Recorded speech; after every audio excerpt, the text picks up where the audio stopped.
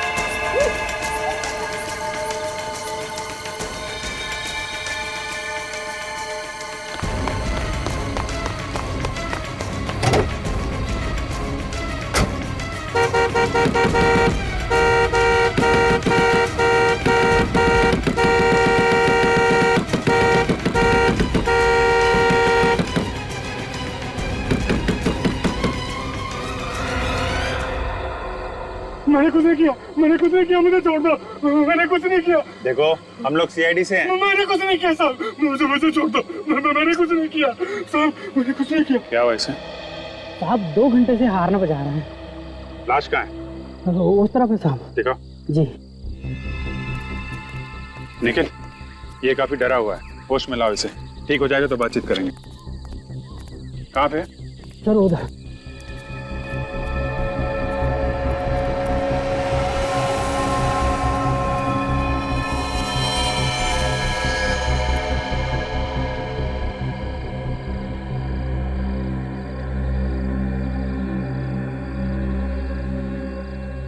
Sir, इसके शरीर पे कोई घाव नजर नहीं आ रहा। शायद कोई अंदरूनी चोट होगी।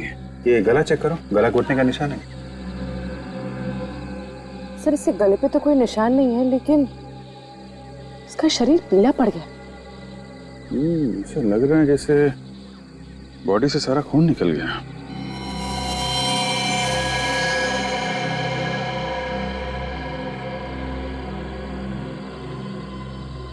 सर ये देखिए, इसके हाथ पे कुछ अजीब से निशान है। छोटे छोटे घाव है और इनमें से खून भी निकल रहा है। ना चेक करो और कुछ मिलता है। सर, आसपास पूरा एरिया देखो ठीक से। क्या हुआ क्या था? तुमने क्या देखा? जी मैंने हॉर्न की आवाज़ सुनी और यहाँ आके देखा तो यहाँ ये लड़की मरी पड़ी थी।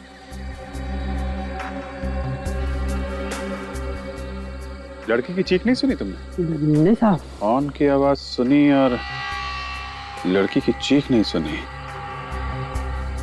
लड़की कहीं और मरी है क्या?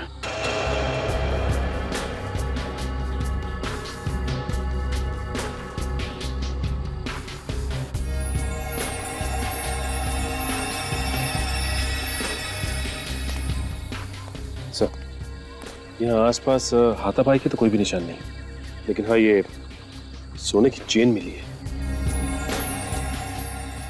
किसकी हो सकती है? लड़की की या खूनी की? सर, सर ये टैक्सी ड्राइवर होश में आ गए, सब कुछ बताने को तैयार है। बताओ, क्या देखा था तुमने? एक आदमी उस लड़की के ऊपर झुका हुआ था, इसका खून पी रहा था। आदमी खून पी रहा था? हाँ, उसके मुंह पे मैंने खून देखा सर। उस आदमी को दोबारा देखोगे तो पहचान लोगे? नहीं सर, मैंने उसका चेहरा नहीं देखा। अरे कमाल कर रहे हो, मुंह पे खून देखा और तुमने चेहरा नहीं देखा? सर उसका बाकी चेहरा अंधेरे में छिपा हुआ था और खून पीते देखकर मेरी हालत खराब हो गई थी सर। मुझे कुछ भी समझ में नहीं आ रहा था। सर, सर खूनी ने सारा खून पी लिया है, इसलिए लाश पीली पड़ गई। अच्छा, इस लड़की ने एयर होस्टेस की यूनिफॉर्म पहनी हुई है। ये पता लगाओ किस एयरलाइंस में काम करती थी ये। तो दिव्या ठीक ठाक थी, अचानक खून कैसे हो गया उसका? सर, ये दोनों दिव्या की बहुत अच्छी फ्रेंड है, इन्हें मालूम है उसके बारे में। ये दिव्या है? आखिरी बार कब देखा था आप लोगों ने दिव्या को? कल शाम को हम सब फ्लाइट से लौट रहे थे, काफी देर तक हम साथ ही थे। उसके बाद पता नहीं वो कहाँ चली गई। कितने बजे लौटे थे आप लोग फ्लाइट से? शाम के 6 बजे के आसपास। तो दिव्या शाम के 6 बजे लौट के आई और उसी रात 3 बजे उसका खून भी हो, मतलब वो यहाँ से घर गई नहीं। दिव्या यहाँ से घर जाने के लिए निकली थी? नहीं सर, वो किसी से मिलने जाने वाली थी। किससे? शायद सर रत्नेश नाम है उसका। ये रत्नेश कौन है? बहुत ही अमीर आदमी है, उसने दिव्या को वादा किया था जॉब देने के लिए। अच्छा, दिव्या एयर होस्टेस के कपड़ों में ही गई थी रत्नेश को मिलने के लिए जॉब के सिलसिले में? जी सर, रत्नेश ने ही उससे कहा था एयर होस्टेस के कपड़ों में आने के लिए। ये बात आप लोगों को कैसे मालूम? जिस वक्त रत्नेश का फोन आया था उस वक्त दिव्या हमारे साथ ही थी, दिव्या ने ही हमें बताया था। अच्छा, उसने बताया कि वो रत्नेश से मिलने के लिए कहाँ जा रही है? रत्नेश ने उसे ओशिवारा मिलने के लिए बुलाया था। तो रत्नेश ने दिव्या को ओशिवारा में बुलाया था और हमें दिव्या की लाश भी ओशिवारा में ही मिली थी। सर, रत्नेश के हाथ इस खून में रंगे हैं। ओशिवारा में ढूंढना पड़ेगा ये रत्नेश कहाँ है, खून के धब्बे सूखने से पहले। पूरे 25 रत्नेश है इस एरिया में, मगर कोई भी ऐसा नहीं है जिसने फोन करके दिव्या को अपने घर पे बुलाया था। अब बचा ये आखिरी वाला रत्नेश। हो सकता है ये आखिरी वाला रत्नेश ही हमारा रत्नेश हो जिसने दिव्या को बुलाया। हो सकता है। काफी सन्नाटा है। सर, जब जब सन्नाटा होता है कोई ना कोई बुरी खबर सुनने को ही मिलती है। चुप रहो फ्रेडी।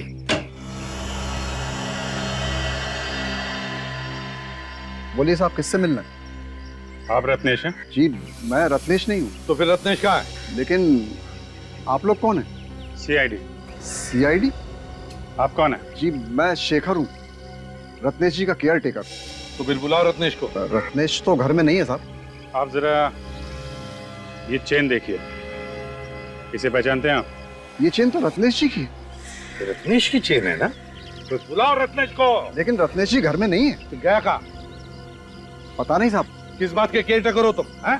तुम्हें पता नहीं रत्नेश गया कहाँ, कब आएगा? चलो हटो, घर की तलाशी लेंगे। अब जी बैठ जाओ, अच्छी तरह से देखो। शेखर जी। जी। वैसे रत्नेश काम क्या करता है? काम क्या करते हैं ये तो नहीं मालूम, लेकिन राज परिवार से उनका रिश्ता है। राज परिवार? जी। अच्छा, यही रत्नेश है क्या? जी।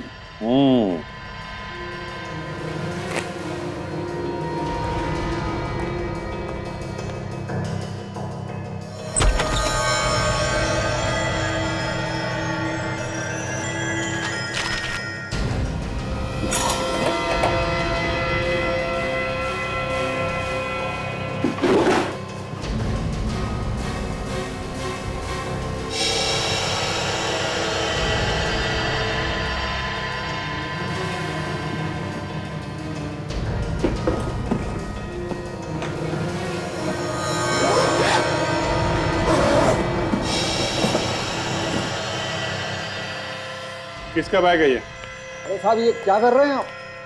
मैंने पूछा बैग किसका है? रत्नेश का है? जी, शायद। देखो, चुप रहने से काम नहीं चलेगा, नहीं तो फंस जाओगे। किसका बैग है? जी, मेरा है। अच्छा,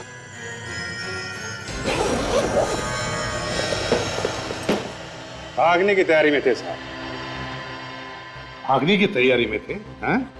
रत्नेश घर पर नहीं है तो फरार होने की सोच रहे थे? बताओ कहाँ जाने वाले थे? जल्दी बताओ। अगर चुप रहोगे तो इसका एक ही मतलब है कि तुम रत्नेश के साथ गुनाह में शामिल हो। बताओ।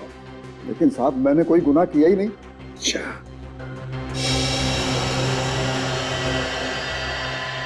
गुनाह किया ही नहीं, हैं? तो फिर ये क्या है? 50,000 रुपए, पासबुक, चेकबुक। अरे ये तो रत्नेश की पासबुक है। तो चेकबुक ये भी रत्नेश का है। क्यों? रत्नेश की बैंक का पासबुक, रत्नेश की बैंक का चेकबुक, रत्नेश के 50,000 रुपए, हैं? रत्नेश का सारा माल लेकर कहां भागने की तैयारी में थे?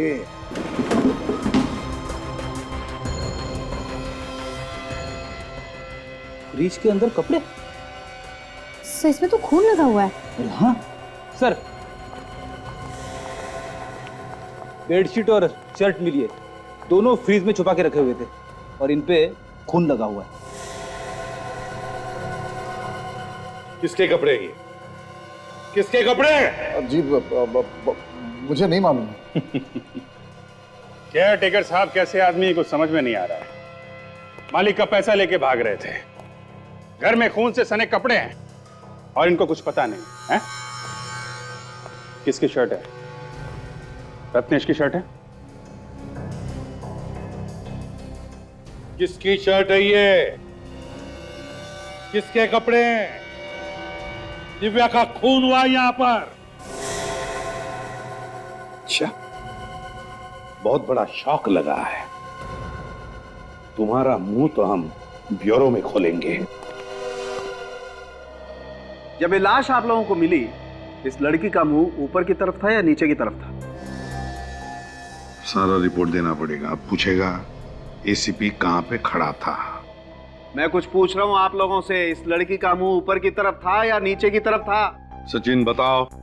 सर लड़की का मुंह तो ऊपर की तरफ, मगर आप ये इस लड़की की लाश को अच्छी तरह से देखो, समझो और फिर बोलो। वैसे सालुंके साहब, लाश के बादशाह तो आप हैं। अब लाश के बारे में तो आप ही समझते हैं अच्छी तरह से। बस हो गया, हाँ? बादशाह कह दिया और अपने हाथ झाड़ लिए। एनीवे, ये तो आप जानते हैं कि शरीर में जब आदमी की मौत होती है सबसे ज्यादा खून नीचे की तरफ आ जाता है, पृथ्वी की ग्रेविटी की वजह से। शरीर का जो हिस्सा जमीन को छूता है, सारा का सारा खून वहां आकर के जमा हो जाता है। लेकिन इस केस में ऐसा नहीं है। क्या मतलब? मैं बताता हूं। ये देखो बॉस, अगर ये हिस्सा जमीन को छू रहा था तो फिर ये हिस्सा काला क्यों नहीं हुआ? क्यों काला नहीं पड़ा सर? खून की वजह से। ये हिस्सा इसलिए काला नहीं हुआ कि इसके शरीर में खून था ही नहीं, एक कतरा खून भी नहीं था। क्या बोल रहा है सर? उनके शरीर में खून था ही नहीं? ना, बिल्कुल नहीं। टैक्सी वाला शंभू भी बता रहा था कि उसने रत्नेश को खून चूसते हुए देखा है। हाँ? और एक बात। क्या? बॉस, इस लड़की की बॉडी पर मुझे सुइयों के निशान मिले। ये देखो, ऐसा लगता है बॉस इस लड़की का खून निकाला गया है। मरने के बाद खून कैसे निकल सकता है? जब इसका खून निकाला गया, ये लड़की जिंदा थी। क्या? हाँ, मतलब रत्नेश ने सारा का सारा खून चूस लिया? सर रिपोर्ट से ये पता चला है कि कपड़ों पे जो खून लगा हुआ था वो इस लड़की का नहीं है। तो फिर वो खून है किसका? वो खून इस लड़की का नहीं है, तो इसका मतलब है किसी और का भी खून किया है इस रत्नेश ने। सचिन, जरा इसके मुंह का ताला खोलो।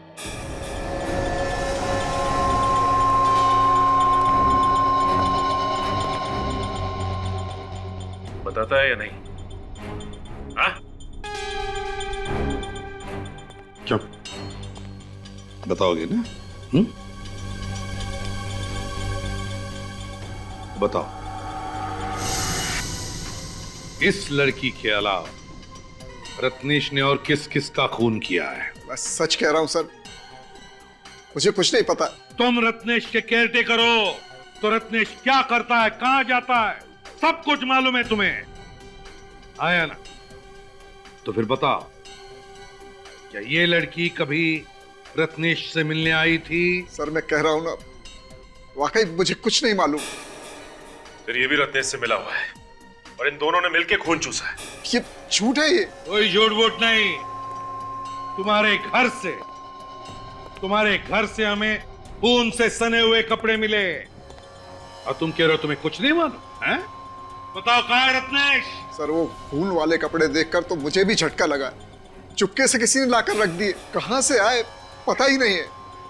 झूठ बोल रहे हो तुम। हो सकता है रत्नेश गायब नहीं हो, मर चुका हो और तुमने उसके कपड़े छुपा दिए हो। रत्नेश का खून तुमने ही किया। तुमने किया रत्नेश का खून। उसके पैसे, उसके बैंक के पासबुक, चेकबुक सब लेकर भाग रहे थे तुम। मैंने रत्नेश को नहीं मारा, वो जिंदा है। क्या? वो जिंदा है? तो फिर है कहां वो? कहां है ये नहीं मालूम। घर से कब निकला था रत्नेश? कल शाम को। कितने बजे? 5 बजे के करीब। कह रहा था कि डॉक्टर के पास जा रहा हूं। किस लिए? रत्नेश को हकलाने की आदत है, इसी के लिए डॉक्टर के पास गया था। फिर ये रत्नेश निकला तो था डॉक्टर के पास जाने के लिए, लेकिन वहां नहीं पहुंचा। रत्नेश के परिवार वाले या कोई जान पहचान वाले लोग हैं यहाँ पर इस शहर में? रत्नेश के एक चाचा है, धर्म जी, इसी शहर में रहते हैं। रत्नेश के परिवार से उनके बहुत अच्छे संबंध हैं। तो ये रत्नेश जरूर इस धर्म चाचा से मिलने की कोशिश करेगा।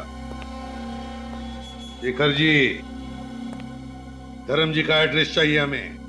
ये शेखर बड़ा शातिर है, टुकड़ों टुकड़ों में कहानी बता रहा है हमको।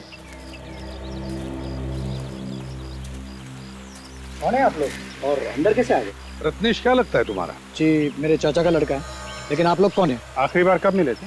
आप लोग हैं कौन बताएंगे? CID। अच्छा सर, तो ऐसा बोलिए ना सर। सर अभी कुछ ही दिन पहले मिला था, पर बात क्या है सर? खून हो गया है, खून। खून? या खून, और उसी सिलसिले में हम रत्नेश को ढूंढ रहे हैं। कहाँ है वो? अरे पिताजी, ये लोग CID से हैं और रत्नेश के बारे में पूछ रहे हैं। सर ऐसे आदमी के बारे में क्या कह सकते हैं, कहाँ मिलेगा कहाँ नहीं। ऐसा आदमी मतलब? सर वो बचपन से ही बहुत खतरनाक है, मतलब किसी की जान लेना उसके लिए आम बात है। क्यों? किसका खून किया है क्या उसने पहले? हाँ सर, पहले भी खून किया है। किसका खून किया है? अपने छोटे भाई का, और तब से फरार है, इसलिए उसे पुलिस पकड़ नहीं पाई है। अपने छोटे भाई का? कब? अभी कुछ 6 महीने पहले। लेकिन क्यों किया खून? सर क्यों खून किया ये तो पता नहीं, उसके डैडी ने किसी को बताया भी नहीं, और उसके बाद वो अपना शहर छोड़ के यहाँ चला आया। अपना शहर छोड़ के यहाँ पे? क्यों, किस लिए आए थे यहाँ? बोल रहे थे रत्नेश का मेडिकल चेकअप कराना है। किस बीमारी का इलाज करवाना? जी रत्नेश हकलाता था और सर उसकी दिमागी हालत ठीक नहीं थी। दिमाग की बीमारी थी तो फिर किस डॉक्टर का इलाज चल रहा था? सर वो तो मालूम नहीं। ये रत्नेश के मम्मी डैडी अभी कहाँ पे हैं? अपने घर पे होंगे। वो अपने घर पर नहीं है। उनका कोई नंबर है तुम्हारे पास? हाँ है ना सर। आप गलत पते पर आए। अरे बिना किसी जानकारी के इस तरीके से पूछताछ करना भाई बेवकूफी हुई ना।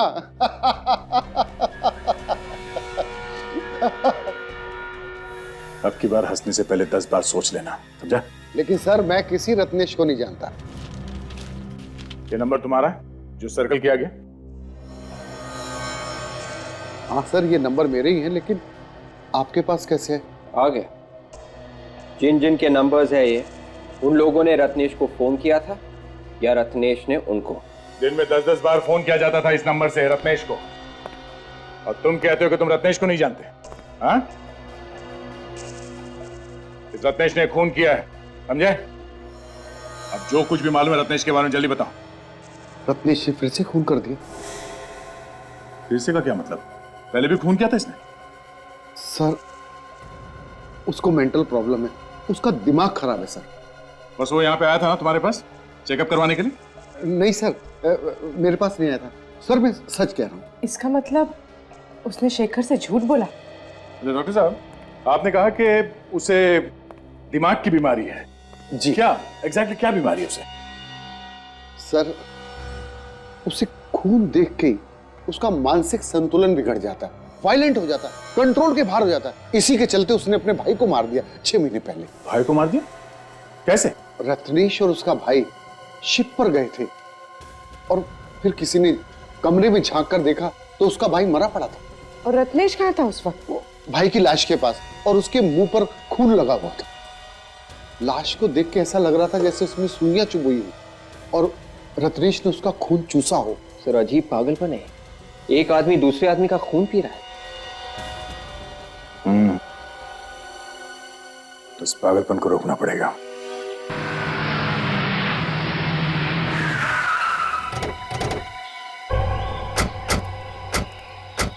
सर रत्नेश के मम्मी डैडी की फोन की लोकेशन यही जगह बता रही थी और इसके बाद फोन बंद हो गया।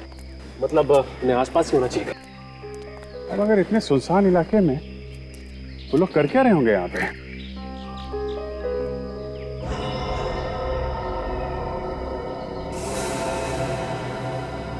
सब इतना यहाँ इकट्ठा करके रखा है एक साथ, कुछ गड़बड़ है।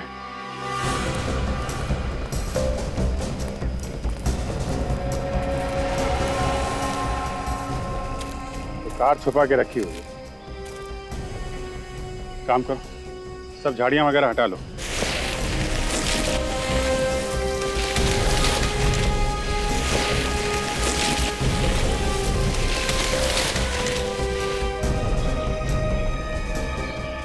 My God.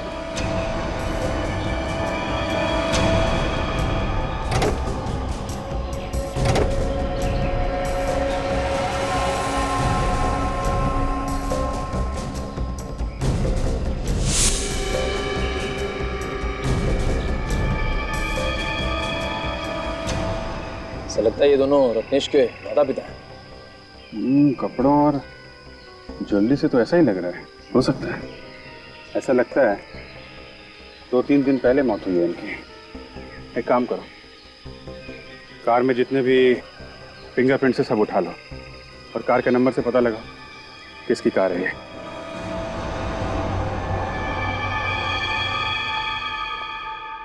बॉस, इन दोनों के शरीर में भी वैसे ही सुइयां चुभाई गई हैं जैसे कि दिव्या के शरीर में चुभाई गई। और सर, ये बेडशीट पे और शर्ट पे जो खून लगा हुआ है वो इन लोगों का है। मतलब सर इस रत्नेश ने अपनी दिमागी बीमारी के चक्कर में अपने माँ बाप का खून कर दिया। और इन दोनों का भी वैसे ही खून चूसा गया है जैसे दिव्या का खून चूसा गया। ये तुम क्या बोल रहा है सालुंखी?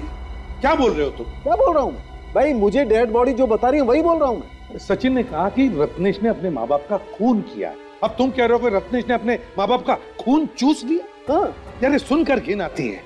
ये कैसे हो सकता है? अरे नहीं यार सालुंखी, कोई अपने माँ बाप का खून चूस सकता है? अपने माँ बाप का? देखो बॉस, तुम मुझसे ज्यादा एक्सपीरियंस्ड हो, तुम्हें मालूम है कई बार खूनी के दिमाग में कैसे कैसे फितूर होते हैं, कैसे कैसे कीड़े कुल बुलाते हैं उनके दिमाग में, मालूम है तुम्हें ना?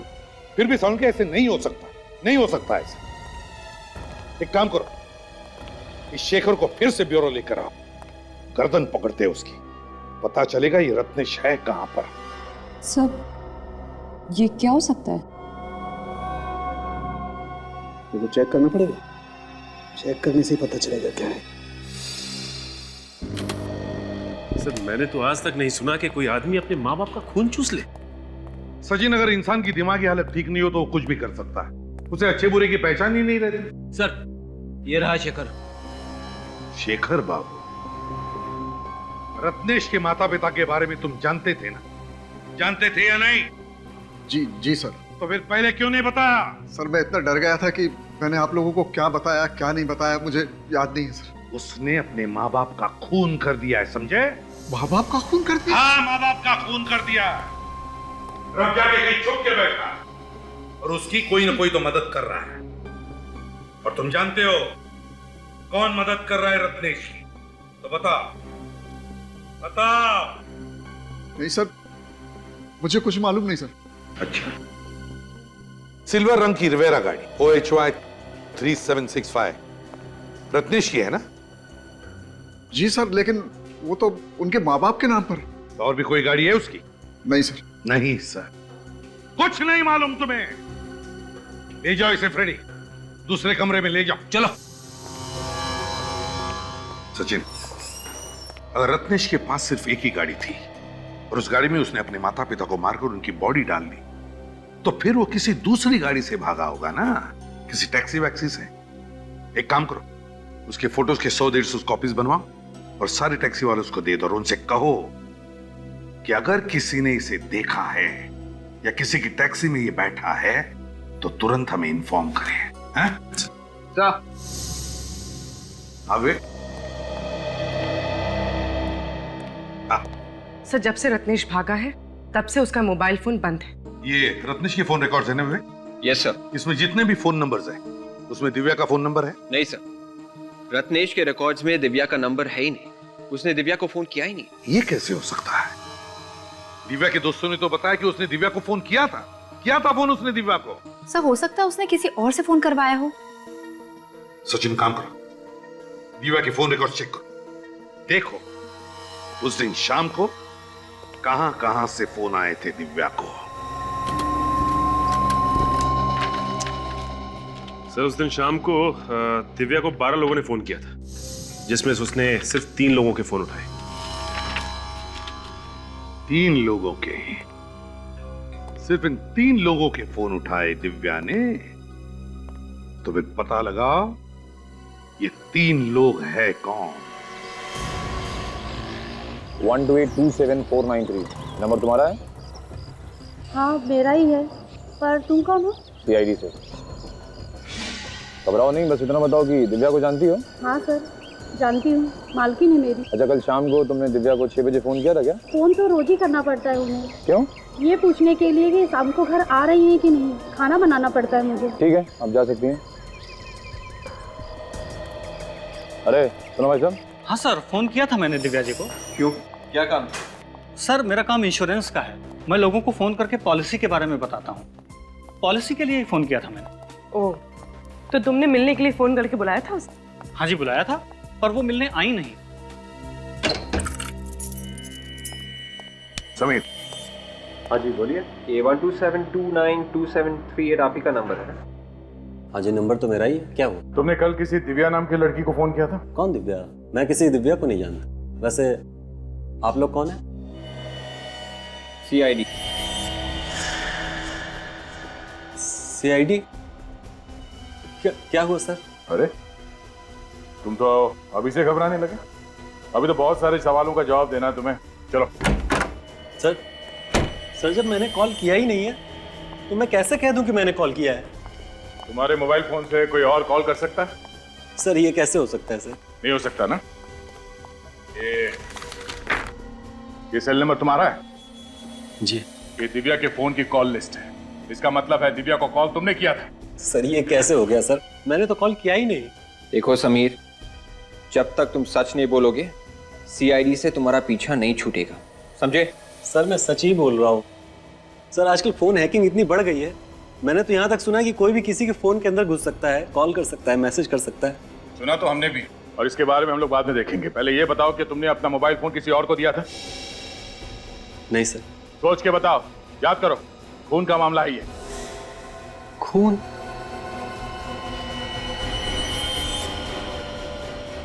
हाँ सर याद आया, कल मैं ओशिवारा में ही था।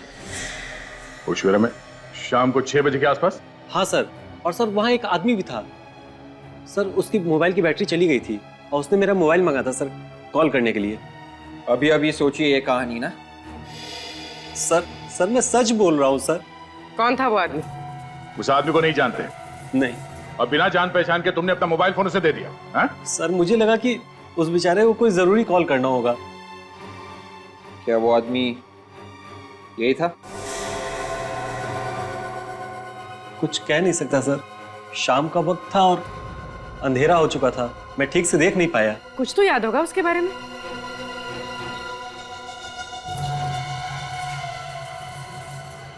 हाँ सर याद आया, सर वो हकला के बोल रहा था। वो आदमी हकलाता था? हाँ सर वो हकला के बोल रहा था। तुम्हें पूरा यकीन? ठीक है समय, उस आदमी के बारे में कुछ और पता चले तो हमें बता देना। जी।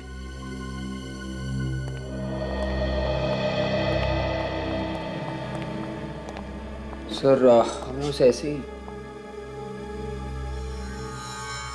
इस समीर के ऊपर नजर रखना, तुम्हारे सारे सवालों के जवाब मिल जाएंगे। हाँ, और जैसे वो टैक्सी वाला बता दे कि वो रत्नेश को उसने कहां पर छोड़ा है, मुझे तुरंत इन्फॉर्म कर देना। ओके? वो टैक्सी वाला मिल गया जिसकी टैक्सी में रत्नेश बैठा था। मैं एक बात बोलूं? ना बोलूंगा तो तू चुप रहेगा? नहीं नहीं, चुप तो नहीं रहूंगा, लेकिन ये बात कान में बोलने वाली है। कान में? क्यों? आओ ना यार, एक मिनट। क्या है बताओ। बॉस, असली खूनी का पता चल गया है।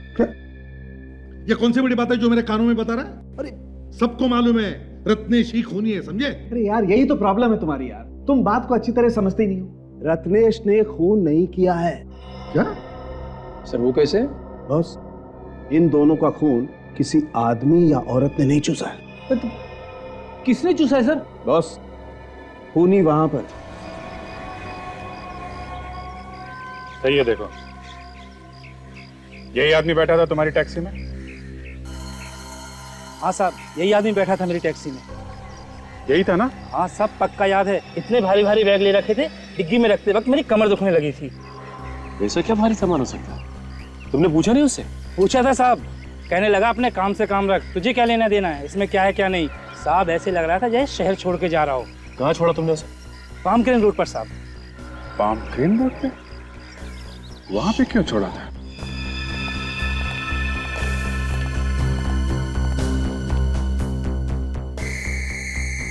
ये देखो, लीचेस से किए गए ये खून?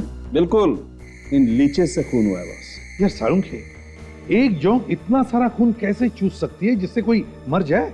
बॉस, एक जोंक तो इतना खून नहीं चूस सकती है, लेकिन 400 जोंक तो इतना खून चूस सकती है कि इंसान मर जाए। 400 जोंक? यार सारुंखे, जोंक लगने पर वो अपने आप को बचाने की कोशिश तो करेगा ना? लाशों को देख करके ऐसा लगता नहीं है कि इन्होंने अपने आप को बचाने की कोशिश की होगी। तो तुम्हारे कहने का मतलब है कि इन्हें पहले बेहोश किया गया होगा, हाँ, और फिर जोंक लगाई? बिल्कुल। बड़ी अजीब बात है ना सारुंखे, कि एक आदमी जिसे दिमाग की बीमारी है, क्या वो इतनी सारी प्लानिंग कर सकता है? नहीं सर, नहीं कर सकता। ये किसी और की चाल है, किसी और की चाल। रत्नेश को फंसाया जा रहा है। सर इस पाम क्रेन रोड के आसपास तो कोई रेलवे स्टेशन भी नहीं है और ना ही कोई बस स्टॉप, और तो और एयरपोर्ट भी बहुत दूर है वहां से। अच्छा, तुम्हारी टैक्सी में बैठते वक्त या उतरते वक्त कुछ बात कर रहा था क्या? कहीं जाने का बात कर रहा था? साहब कुछ कहा भी होगा तो याद नहीं, 5 दिन हो गए इस बात को। एक मिनट, क्या कहा तुमने? साहब मैंने क्या कहा? नहीं, कितने दिन पुरानी बात है? 5 दिन पुरानी, दोपहर का वक्त था जब मैंने उसे वहां छोड़ा था। ये कैसे हो सकता है? 5 दिन पहले? शेखर ने हमसे कहा था कि रत्नेश 3 दिन पहले घर छोड़ के गया था, वो भी शाम को। मतलब जिस रात दिव्या का खून हुआ उस दिन रत्नेश शाम को नहीं बल्कि दोपहर को निकला था। हाँ, जिस रात खून हुआ रत्नेश कहीं और था, तो फिर रत्नेश खून कैसे कर सकता है? सिर्फ शेखर झूठ बोल रहा है। बिल्कुल झूठ बोल रहा है, कुछ छुपा रहा है हम लोगों से। जरा पता करो ये शेखर इस वक्त है कहां पे।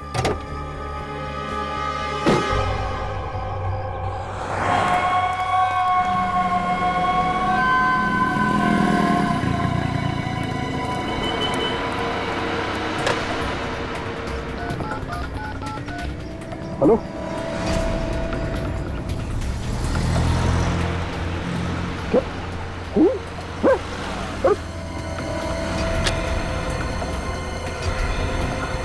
ओ भाई साहब, पैसा तो दो।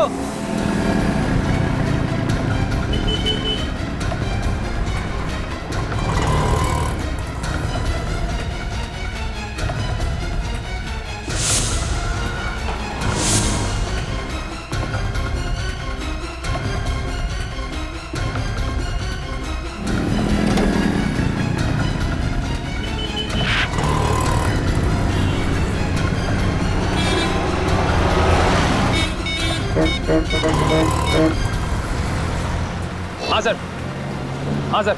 सर शेखर भी बाहर निकल के टैक्सी लेके कहीं निकला है सर। सर कहाँ निकला ये तो पता नहीं चल पाया सर। सर पर घबराया बहुत हुआ है सर वो। हाँ सर, हाँ सर। सर मैं टैक्सी ले रहा हूँ सर। टैक्सी।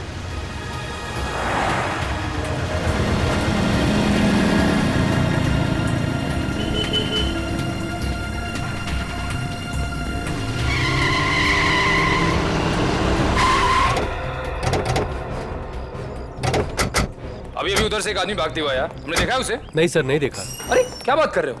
5-5.5 फीट का आदमी था और तुमने देखा ही नहीं उसे? सॉरी सर, हमने नहीं देखा। कहाँ है शेखर? सर शेखर अंदर भागते हुआ आया, पर ये लोग कह रहे हैं उसे देखा ही नहीं। देखा नहीं? ये कैसे हो सकता है? एक आदमी अंदर भागते हुए आया और तुम लोग किसी ने भी नहीं देखा? सर मैं अभी अभी ड्यूटी पर आया हूँ सर, मुझे नहीं मालूम। क्या आंखों पर पट्टी बांध के रखी थी क्या? देखा नहीं।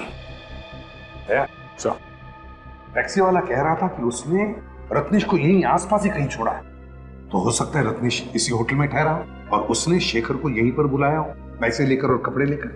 हाँ सर। हाँ, जरा ये फोटोग्राफ देखो। ये आदमी यहाँ पे होटल में ठहरा हुआ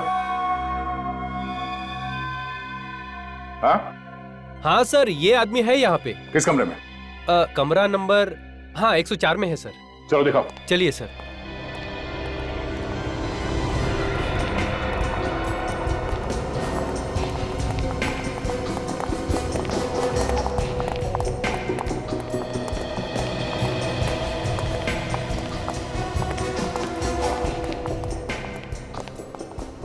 एक 104। हाँ सर, इसी कमरे में है सर। तुम यहीं पे रुको। Okay sir. ताने अंदर कोई है कि नहीं सर? अगर बाहर जाता तो कोई तो देखता उसे। निखिल तुम यहीं पर रुको। हैं? देखो कहीं वो बाहर नहीं। तोड़ दो दरवाजा। लौटिए प्लीज। अरे शेखर, शेखर क्या हुआ? हैं? क्या हुआ? माय गॉड, संभालो इसे। देखो रत्नेश कहां पर चुप के बैठा है क्या? हाँ चल।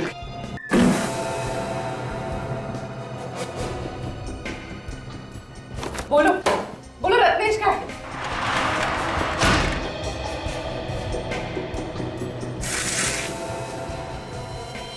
Oh my God. सर आना। सर यहाँ आइए। शेखर, शेखर तुम्हें मारा किसने? किसने मारा तुम्हें? आधा क्या हुआ? सर यहाँ रत्नेश तो नहीं है। ये देखिए।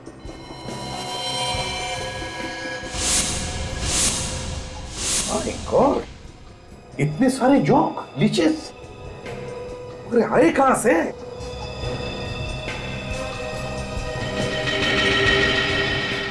Ice box.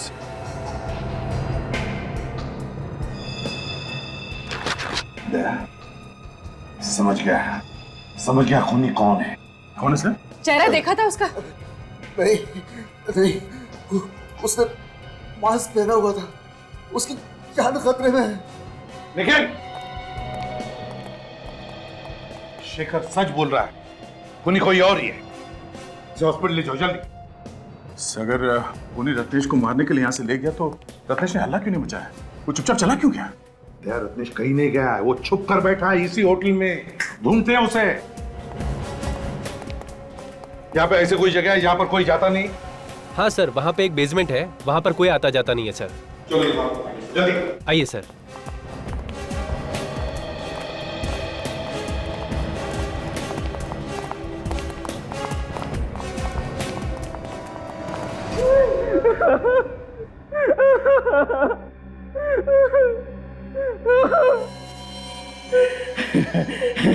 मैं तुझे अपने हाथों से नहीं मारना चाहता था,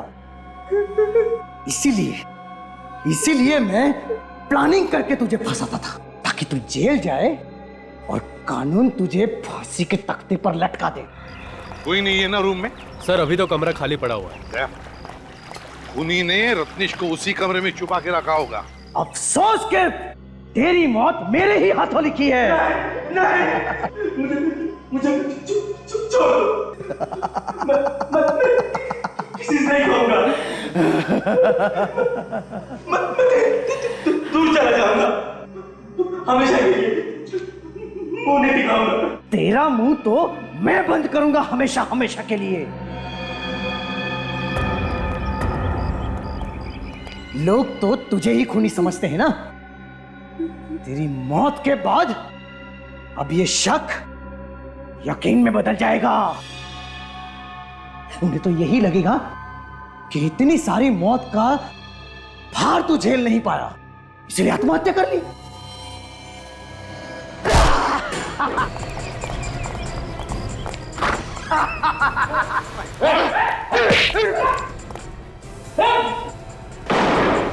छोड़ो मुझे, मैं इस कमीने को जिंदा नहीं छोड़ूंगा। छोड़ो मुझे, जल्दी।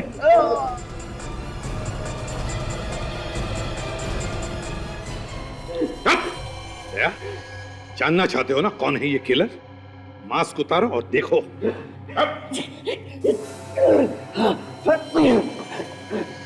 जिंदा नहीं छोड़ेगा। हाँ?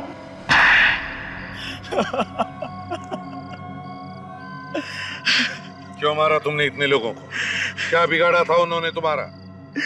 सर, किसी ने मेरा कुछ नहीं बिगाड़ा था, बस रत्नेश को फंसाने के लिए मैंने ये सारे खून किए।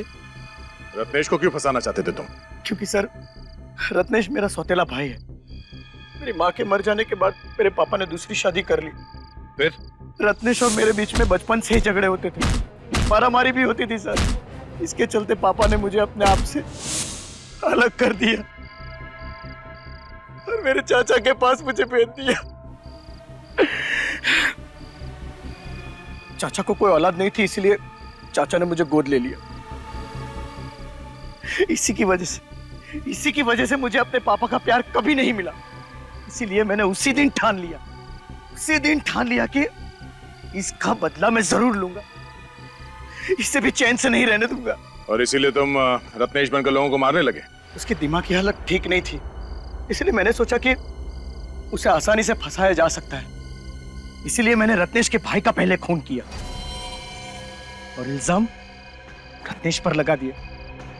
बेचारे मम्मी डैडी, उनको लगा कि ये खून रत्नेश ने किया है क्योंकि उसकी दिमागी हालत ठीक नहीं है, और फिर तुमने मम्मी डैडी का भी खून कर दिया, ये सोचकर कि लोगों को लगेगा कि उनका खून भी रत्नेश ने किया है, और फिर रत्नेश अकेला पड़ जाए और तुम उसे मार दो। सर, इसे मारना होता तो मैं कब का मार देता, लेकिन हर बार शेखर ने इसे बचा लिया। और वो लड़की दिव्या, उसे क्यों मारा तुमने? दिव्या को मैंने इसलिए मारा ताकि लोगों का शक पक्का हो जाए कि सारे खून रत्नेश ने ही किए। वाह, प्लानिंग तो तुमने बहुत अच्छी की थी। तुम्हारा एक एक पत्ता सही जगह पे जाकर बैठ रहा था, लेकिन तुम्हारा वो आइस बॉक्स जिसमें तुमने जोंक लाई थी, वो लीचेस, उसने फंसा दिया। रत्नेश को फांसी पर लटका के मारने की कोशिश कर रहे थे ना तुम? लेकिन अब तुम लटकोगे फांसी पर, तुम।